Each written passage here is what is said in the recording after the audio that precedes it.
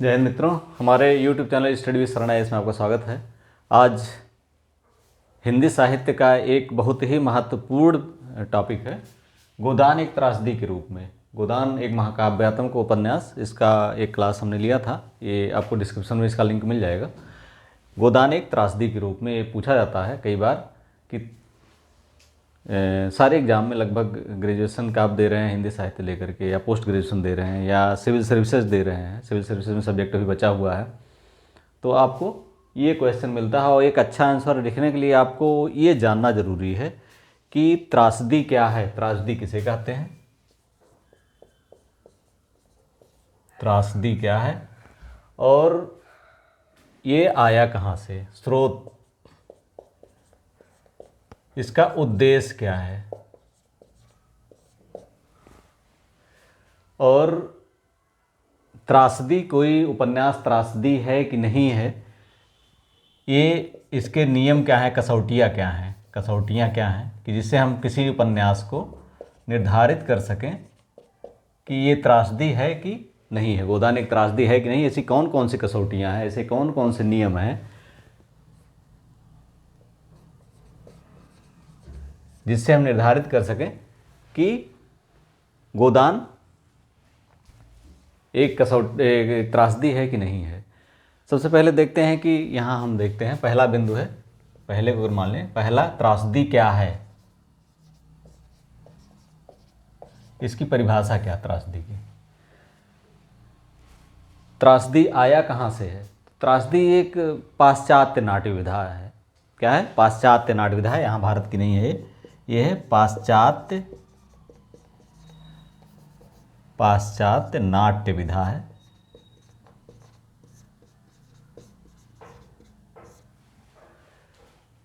ये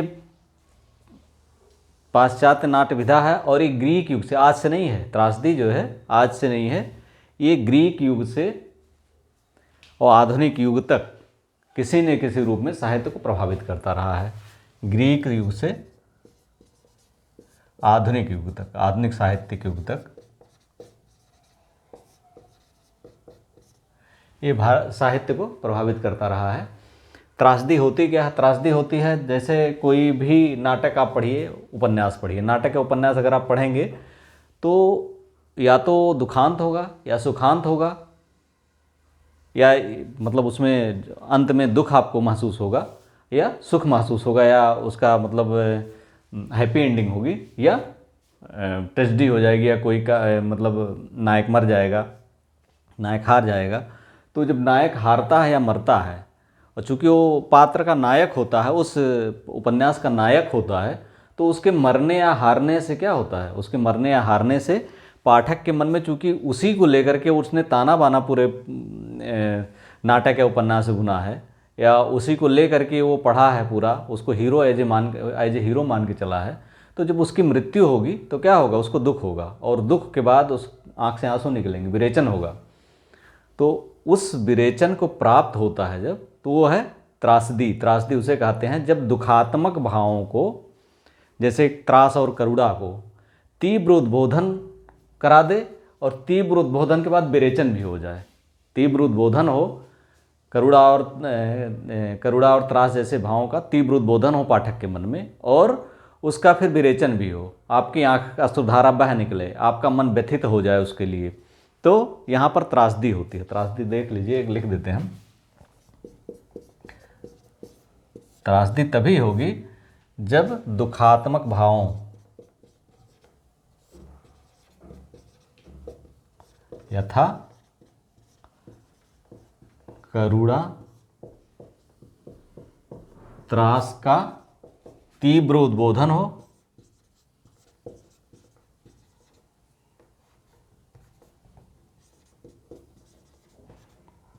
तीव्र उद्बोधन हो, और फिर उसका विरेचन हो, तो इसे हम कहेंगे त्रासदी। क्या कहेंगे इसे? त्रासदी कहेंगे। ये तो हो गई त्रासदी की परिभाषा।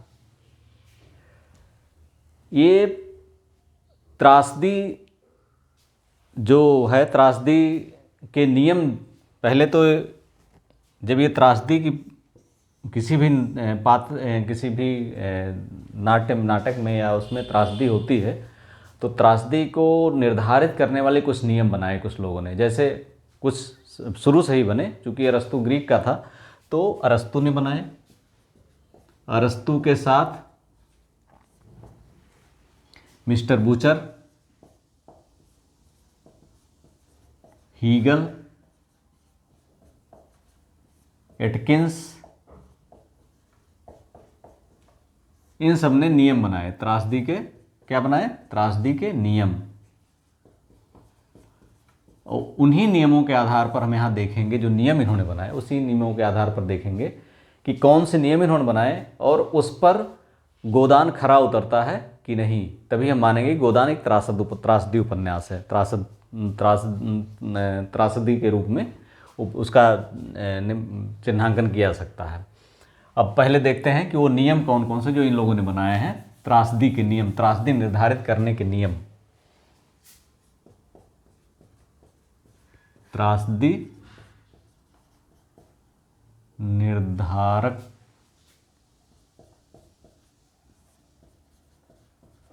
करने के नियम, यानी कौन से ऐसे नियम जिसके आधार पर हम किसी को मान सकते हैं को त्रासदी है उपन्यास की नहीं है। ऐसे 4 नियम बताए गए हैं। पहला है नायक की पराजय मृत्यु। नायक की पराजय या मृत्यु। हमने बताया कि दुखद होना चाहिए, और दुखद तभी होगा जब नायक की पराजय होगी या मृत्यु होगी, तभी उसमें दुखद। और ये विरेचन मूलक होना चाहिए। विरेचन मूलक मतलब कि तीव्र उद्बोधन हो, करुणा और त्रास जैसे भावों का तीव्र उद्बोधन हो और उसका विरेचन हो, तभी त्रासदी माना जाएगा। उसकी मृत्यु या पराजय अवश्यंभावी है, अनिवार्य है। अनिवार्य जैसे शेक्सपियर, मान लें शेक्सपियर को लें, शेक्सपियर के नाटकों में मृत्यु अनिवार्य है, मृत्यु अनिवार्य। लेकिन अरस्तु ने इसे अनिवार्य नहीं माना है। अरस्तु ने अनिवार्य नहीं माना है। उनका कहना है कि अगर बिना मृत्यु के ही तीव्र विरेचन हो, आपके पाठक के उसकी मृत्यु ना हो नायक की, और पाठक का तीव्र विरेचन हो, उसके प्रति सहानुभूति जागे और तीव्र विरेचन हो, तो भी ये एक नाटक हो सकता है, एक नाटक है, कहानी त्रासदी हो सकती है। दूसरा बिंदु है, अगर इसमें त्रासदी निर्धारित करने वाले नियमों में दूसरे बिंदु की बात करें, तो जो नायक होता है उसके प्रति हमने बताया कि खूब तीव्र विरेचन हो, उसके प्रति सहानुभूति हो। कब होगी? जब वो भद्र हो, यानी जिसमें अच्छे गुणों का निवेश हो, गुणों का निवेश हो और वो भद्र हो। अगर वो भद्र नहीं होगा, बदमाश होगा, तो उसके प्रति हमारी सहानुभूति नहीं होगी। और भद्र हो और तीव्र गुणों का निवेश हो, तभी जो है उसे माना जा सकता है। यहाँ पर हीगल की एक बात हो, हीगल के अनुसार उसे संघर्षशील होना चाहिए,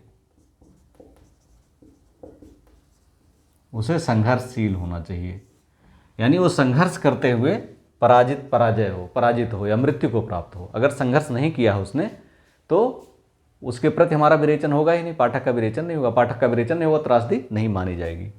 तीसरा बिंदु है, जो नायक हो उसका जो पराजय या जो मृत्यु हो वो हेमर्सिया की वजह से हो। अब हेमर्सिया क्या है? हेमर्सिया मतलब अति नैतिकता के कारण होने वाली निर्णय संबंधी भूल। हेमर्सिया मतलब अति नैतिकता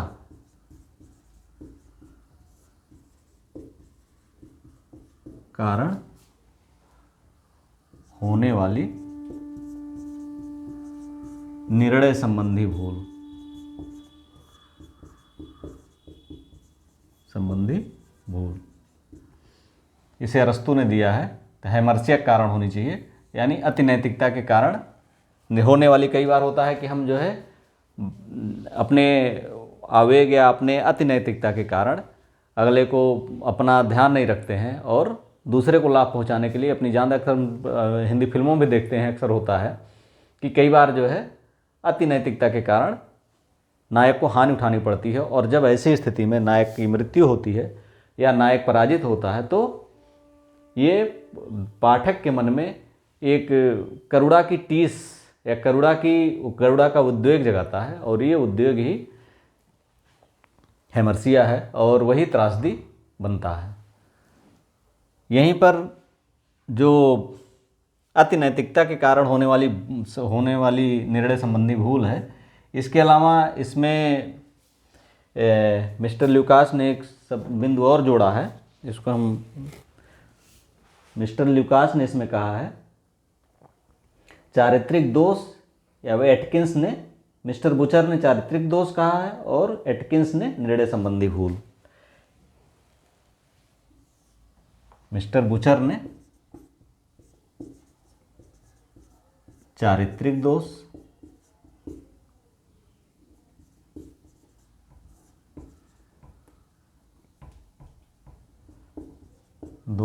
और एटकिंस ने निर्णय संबंधी भूल।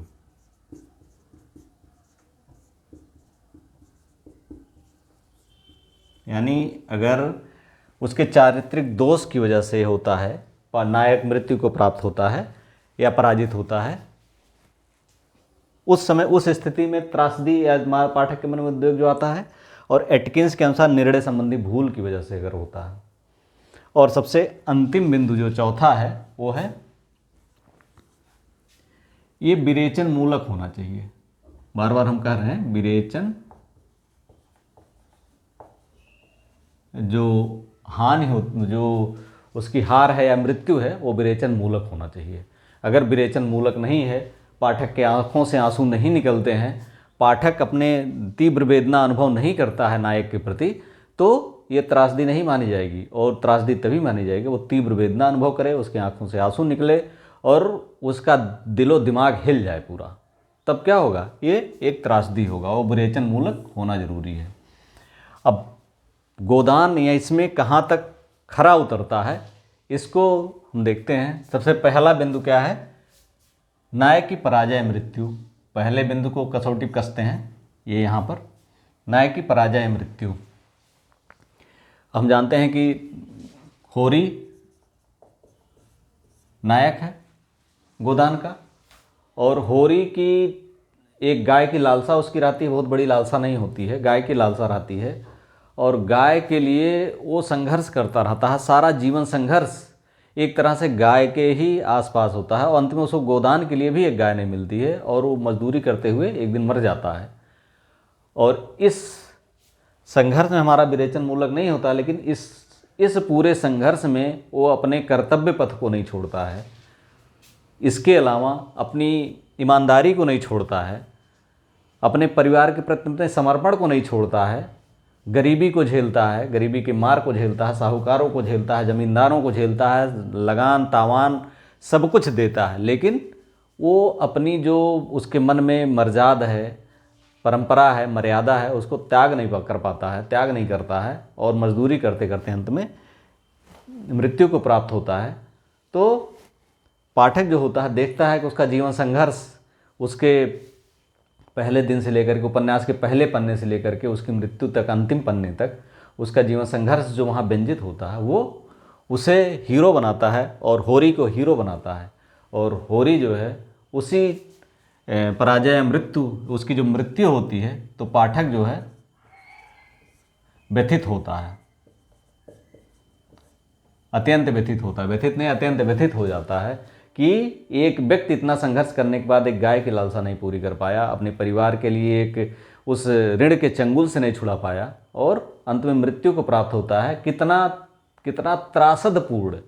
अब चूंकि होरी के रूप में पूरा एक समुदाय था, पूरा कृषक समुदाय था जो उस मकड़ जाल में फंसा हुआ था, इसलिए पाठक और मन और विरेचित होता है। तो यहाँ पर जो ये है कि नायक की बात की गई है, यहाँ नायक के रूप में नायक को एक सिंप्लीफाई कर दिया गया है प्रेमचंद जी के द्वारा। उन्होंने पूरे गोदान होरी को कृषक, एक पूरे कृषक समुदाय का एक बना दिया है, नायक बना दिया है, कृषक समुदाय का प्रतीक बना दिया है, उस रूप में यहाँ प्रस्तुत किया है।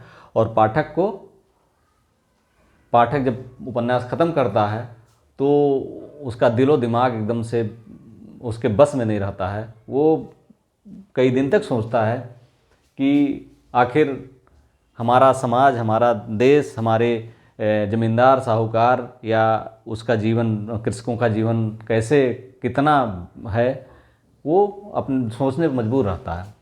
दूसरा बिंदु की बात करें तो अच्छे गुणों का निवेश हो। अब अच्छे गुण की बात अगर की जाए तो अच्छे गुण, होरी जो था, होरी नायक है, होरी में अपने जो एक कृषक जीवन का, ईमानदारी पूर्ण जीवन जीने वाला एक कृषक का जो होता है, उसकी मर्यादा कभी नहीं तोड़ता, हो अपनी मर्यादा में रहता है,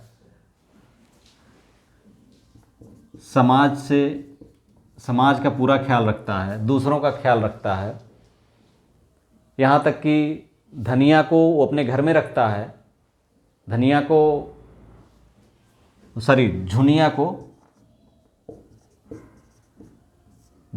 अपने घर में रखता है। गोबर जब उस झुनिया को लेके आता है तो उसे अपने घर में रखता है। इसके अलावा, झुनिया के अलावा उसके लड़का हीरा जानते हैं कि सब कि उसी ने जहर दिया उसकी गाय को, जो उसके जीवन की चिर संचित अभिलाषा थी, और तीसरे दिन ही जिसकी वजह से वो इतने बॉन्डर में फंसा, उसको जहर देने वाला हीरा उसको माफ़ कर देता है। इससे बड़ी बात क्या हो सकती है होरी के भद्र होने की। जहाँ तक हीगल ने संघर्षशील की बात की है, तो होरी का संघर्ष पूरे जीवन में उसके, चाहे खेत के कृषक के बारे में हो, उसका लगान चुकाने के बारे में हो, जो जमींदार हैं उनके परंपरा निर्वाह के बारे में हो, सब सारे वो जो दिए वो है वो करता है, बस केवल अपना ध्यान नहीं रखता है। वो अपनी सारी समस्याओं को छोड़ करके वो अपने परिवार या उसके लिए निरंतर संघर्ष करता रहता है। गाय का भी अगर उसका ध्यान आता है तो गोबर के लिए कि अगर ये हमारा लड़का गाय दूध पिएगा तो कितना पट्ठा हो जाएगा, हमको तो नहीं मिला, लेकिन अब जो है अगर बच्चा पिएगा हमारा तो कितना मजबूत हो जाएगा। तो सबका ख्याल करता है, वो अपनी पत्नी का ख्याल करता है, उसकी जो उस गोबर लड़का बिन ब्याही गर्भवती महिला को लाता है, घर में बैठा देता है, उसका ध्यान रखता है, जो उसकी गाय को जहर देता है उसका ध्यान रखता है। तो ऐसा संघर्षशील जीवन होता है होरी का। इसके बाद अति नैतिकता के कारण, तीसरा बिंदु है अति नैतिकता के कारण हैमर्सिया अनैतिकता के कारण अगर हम निर्णय संबंधी भूल है तो होरी की कहाँ कहाँ भूल हुई है। जैसे कुछ लोग मानते हैं कि भोला से गाय का खरीदना, भोला से गाय लेना, अगर वो जा रहा था राय साहब के यहाँ और वहाँ से गाय देखा, गाय अगर ना लेता तो ये समस्याएं ना आती। दूसरा, झुनिया का घर में रखना,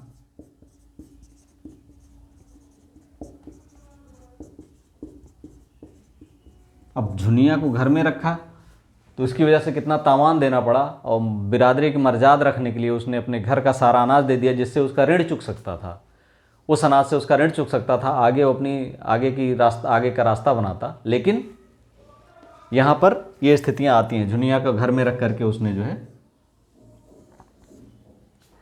अति नैतिकता के कारण जो होने वाली भूल थी। लेकिन यहाँ पर ध्यान रखना होगा कि होरी एक भद्र पुरुष है, यहाँ हमने बताया कि भद्र पुरुष है, और भद्र पुरुष या अपने प्रति ईमानदार है, और उसे नैतिकता का पूरा ज्ञान है कि हमें क्या करना चाहिए क्या नहीं करना चाहिए। एक दो बात की अगर छोड़ दी जाए, अगर दमड़ी बसोड़ आता है तो अपने भाई के लिए 5 रुपए के लिए थोड़ा सा इधर उधर होता है, लेकिन वो उसे और मानवीय, उपन्यास को और नैतिक बनाता है, उपन्यास को और मानवीय, जैसे कोई मनुष्य है वो 100% या वो नहीं हो सकता, लेकिन अधिकतर मामले में 99% मामले में ये ईमानदार है। और वहाँ पर उसका जो नैतिक बल है भाई को नुकसान पहुँचाने से ज़्यादा वो 5 रुपये का एक्स्ट्रा फ़ायदा लेने के चक्कर में उससे रहता है। तो यहाँ अगर अति नैतिकता के कारण होने वाली निर्णय संबंधी भूल और चारित्रिक दोष, जिसे मिस्टर बुचर के अनुसार जो कहते हैं कि उसका धुलमुल रवैया जो हमेशा झुकता रहता है, अपने हर जगह झुक जाता है, संघर्ष नहीं करता है, हर जगह झुकता रहता है। धनिया बल्कि संघर्ष करती है, दरोगा से भिड़ जाती है, लेकिन यहाँ पर मिस्टर बुचर के अनुसार चारित्रिक दोष है। और निर्णय संबंधी एटकिंस का निर्णय संबंधी भूल, कुछ निर्णय संबंधी भूल जो हुए हैं, तो कुल मिला करके तीसरे बिंदु पर ये उपन्यास खरा उतरता है। अब चौथा, विरेचन मूलक है कि नहीं है। विरेचन मूलक होरी पहले पन्ने पर ही पत्नी और उससे जब बातचीत होती है, मनुहार होता है, तो क्या होता है कि वो कहता है कि 60 साल होने की नौबत ही नहीं आएगी। 60 साल